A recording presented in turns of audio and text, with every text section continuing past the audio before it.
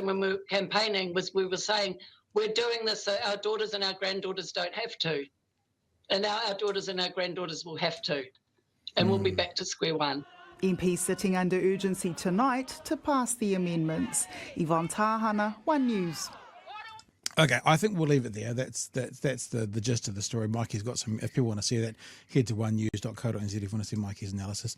But Craig, we'll just throw you the ball, sir. I mean, you're the numbers man. Tell us about the numbers.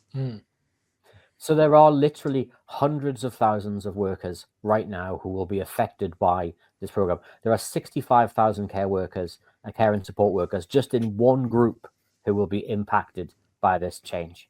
They've been waiting more than 1,000 days for their pay equity claim. They're missing out on approximately $145 a week as a consequence of their claim. This will affect workers right across the country. It will affect workers in many sectors.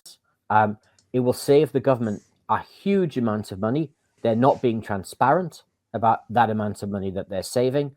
But let's be really clear. This is not happening because there's a really good industrial relations reason for it.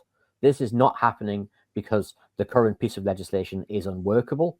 It's happening simply to save the government money. Yeah. Billions of dollars. That's it. My guess is that the numbers came in very late for this budget because of the Trump changes and some of the other things. My guess is that's created a hole inside the budget accounts. They've looked at that and gone, oh no, and they've pulled the emergency lever. They've done this, and as a consequence, that's led to where we are now. There's a whole range of things in here that, frankly, are beside belief. This potentially breaches our EU and UK free trade agreements. Right?